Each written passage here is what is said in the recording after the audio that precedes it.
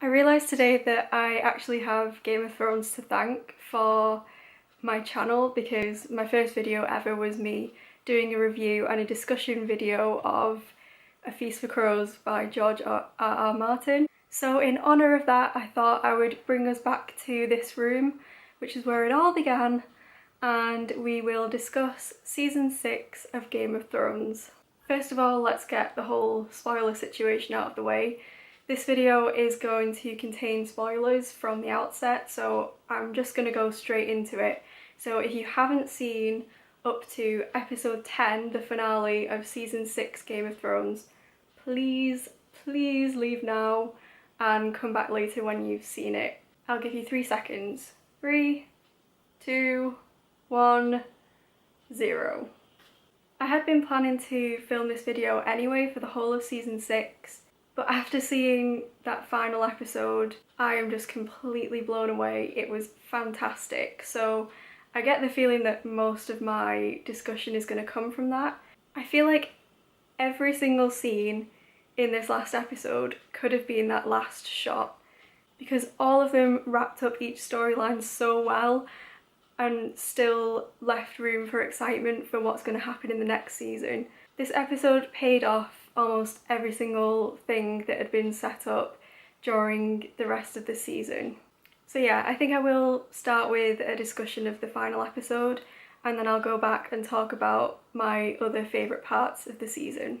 The first scene of this episode is probably one of my favourites because it sets up the tone and the pace of the episode really well. It's quite slow, there's that gentle music in the background with the violins. It works so perfectly with the intercut shots of everyone getting ready for the trial of the Seven. That first scene is so good because we know that Cersei is planning to use the wildfire, and now we're finally getting to see the plan unfold. Cersei is so calm and you just know that she's won. You can see it in her eyes that she knows she's won at that point. But even though we know what she's planning, we don't know whether it's going to completely work, because there's that moment where Marjorie clocks on, like, Cersei and Tommen aren't here. Do you really think that she would miss this if she didn't think that she wasn't going to suffer the consequences? Then everyone starts to evacuate, but as the scene goes on and that candle burns down, it's inevitable. You know what's coming, and when it does, I actually had my hands over my mouth and I was so shocked. Even though I knew what was going to happen, I just couldn't believe that it happened in the first 10 minutes of the episode. Then it shows Cersei and Tommen's reactions to seeing it, and oh my goodness, wow. Cersei has completely stepped it up in this episode. I thought one of the most horrific scenes actually was when she was torturing the religious woman, I'm not sure what she's called, but when she had her tied down and then she invites the mountain in, and it's not explicitly described what's going to happen to that woman, but you know that it's a fate worse than being blown up in that building with everyone else. And then of course you have poor Tommen's reaction. Imagine looking out on your kingdom, and I really do think that Tommen really believed in trying his best to be the king and doing what was best for his people. It was just that he was very easily manipulated and influenced, and in the end that was his downfall, literally his downfall. The way that part was shot as well was just brilliant, because we see Tommen watching everything blow up, and then he walks out of the shot but the camera stays there, and it's just long enough for you to think, why is the camera still on this? And then you go, oh no, and then he walks back into the shot and climbs up onto the frame and just goes. There isn't even any hesitation. It's so telling of how upset he must be that he literally just decides then and there, that's it, I can't take any more, I can't do this anymore, and that's it, that's the end. It's also obviously a really good callback to the first episode when Jaime pushes Bran out of the tower. After that we see Jaime at the Frey household and he's talking to Frey while they're having a feast and a celebration. You know, Jaime is really judgmental about the fact that Frey hasn't fought in a battle, but Frey then brings up the fact that they're actually quite similar in that they've both killed a king. And then Jamie walks off because he's just tired of that whole conversation. I was actually a bit worried at that bit because I thought, wow, Jamie, it's probably not a great thing to make an enemy of this guy when you're in his house. Do you remember what happened the last time someone was in his house that he didn't like? It didn't go well for them. Then we cut back to Cersei, who has just found out that Tommen killed himself. And this is the part where I'm really starting to worry about Cersei's state of mind, because she was evil already to start with, right? But she did have this kind of good quality about her, that she was always looking out for her kids. That was what she believed in. She wanted them to have the best in the world, and it just so happened that she was prepared to go to any length, literally any length, to get that for them.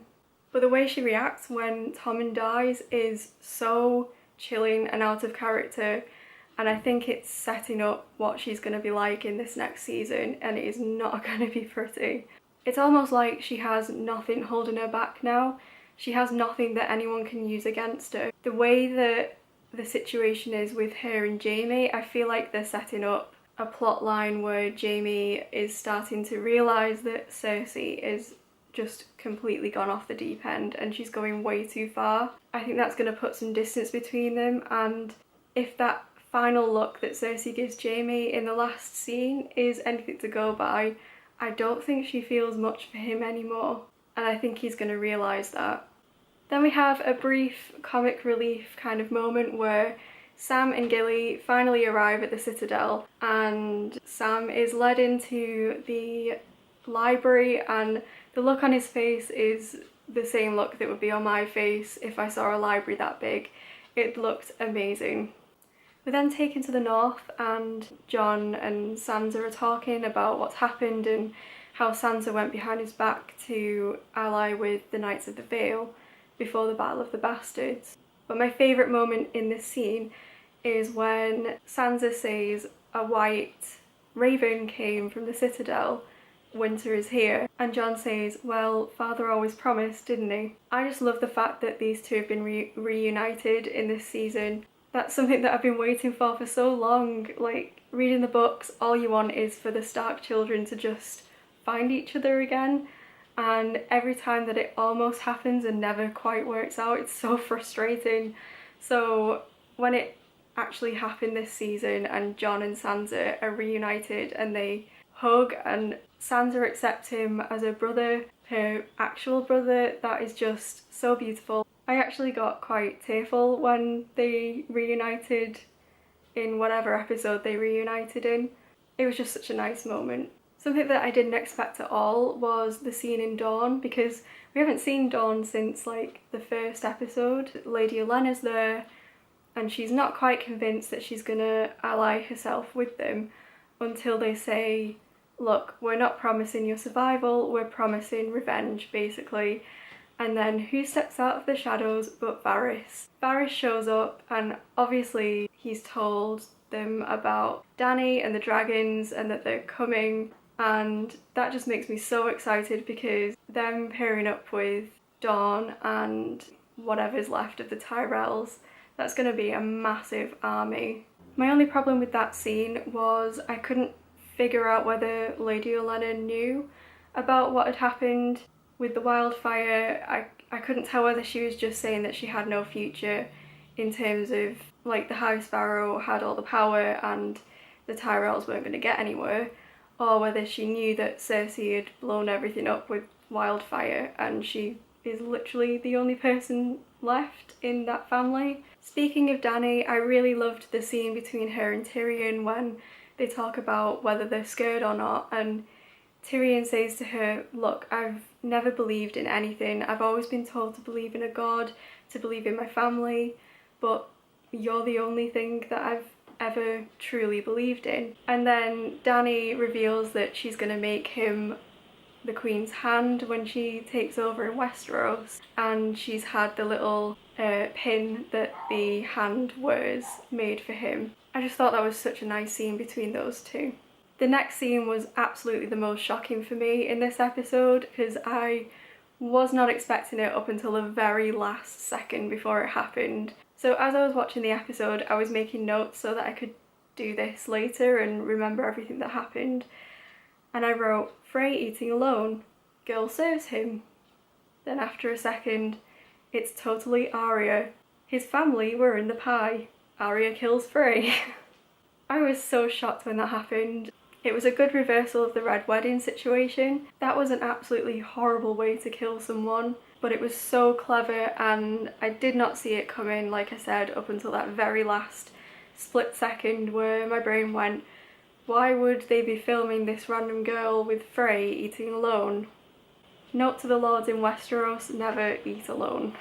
I'm really excited to see where Arya's going to go next. Is she going to go back to Winterfell, or is she going to go on a quest to kill all of the people that have hurt her family? After that, we're back to the other Starks in the north. There's the whole Sansa and Littlefinger situation where Littlefinger reveals that everything he does is because he has this image of in his head of him on the Iron Throne and Sansa stood beside him. And then Sansa rejects him and says it's a nice picture but walks away like it's never going to happen. But the way they look at each other at the end of the next scene is really suspicious and hints that that storyline is not wrapped up yet, and I really am worried that Sansa is going to have to pair up with Littlefinger, or that Littlefinger's got something up his sleeve still, which we'll get to because I think I might know what he's got up his sleeve. Then we cut to Bran, who I'm really happy we got to see again because I was starting to think that they weren't going to show him again this season, and that would have really disappointed me. Benjen delivers him to the wall, says, you know, I can't take you any further than this because I'm kind of dead and the wall is magic and won't let me through. So you're on your own now. And then of course Bran has the rest of his vision and sees Ned go up the stairs into the tower, finds Lyanna, and she's just given birth. She hands over a baby to him and lo and behold, it's Jon Snow. This scene is actually the one that I had the most problems about because if I hadn't have known this whole theory that Jon is a descendant of both the Starks and the Targaryens, I don't think I would have understood what was actually happening. Yeah, I just thought that whole scene wasn't really done very well. Everyone's been talking about this for so long as a theory that it kind of felt anticlimactic in the end. But I'm glad that it's finally come out because now we can start theorising about other things, like what's going to happen next and how is Jon going to react to that? Is it going to make any difference with him? Is he going to consider himself a Stark? Is he going to consider himself a Targaryen? And if anyone finds out, what is that going to mean for him? Is he going to still be able to be the king in the north? And what's going to happen when Dany arrives and finds out that she has a nephew, I think? That's going to be very interesting. I really love that scene where everyone allies with Jon Snow and calls him the king in the north. It feels like it's been such a long time coming, and I love how it happened as well. Lady Mormont is just amazing. I hope she's in it a lot more in the next season. She seems like she has a really good head on her shoulders, and she completely shows up all of the older lords for basically being disloyal and turning their backs on the Starks when they needed help. It was so good to see everyone allying themselves with the Starks again. But then of course you get that little glance between Sansa and Littlefinger, who are the only ones that aren't cheering. Obviously this means that Littlefinger isn't really going to get behind Jon being the king in the north. I kind of worry that he knows Jon's true ancestry, and I kind of worry that he's going to wait for the opportune moment to release that information in a less than savoury way to destabilise his claim to that throne in the north. And then who would the throne go to? Would it go to Sansa or would it go to Bran if he comes back? So many questions. Then the penultimate scene, Cersei's coronation ceremony. I am so worried for every single person in King's Landing now that she's the queen and has ultimate power. I can't imagine life is going to be very good for them for this foreseeable future. The way Cersei looked was absolutely fantastic. Whoever designed the costumes for this season and that particular dress that Cersei's wearing at the end, the black one, deserves all of the awards because she looks terrifying. And it's quite interesting because now that there is no one else that can take the throne before her, now that she's the only one that can sit on that throne, she's finally got what she always, I think, really wanted. She always wanted to take the throne, but she loved her kids so much and her family so much that she would always pass it to them first. Now that they are no more, she has no one else in her way. And then of course Jaime shows up at the very last minute, just in time to see her be crowned queen. And even Jaime can see how bad of a situation this is.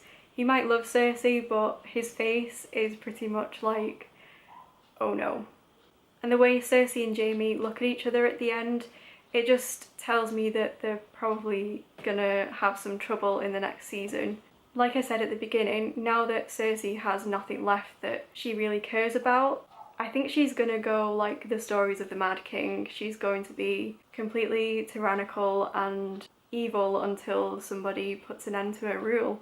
And wouldn't it be really poetic if that person was Jaime? I kind of worry that that's where it's gonna go. But back to that in a moment after I've talked about the final scene, because the final scene is obviously Dany crossing the Narrow Sea to go to Westeros on the ships with her dragons, with Tyrion and Varys and Theon and Yara.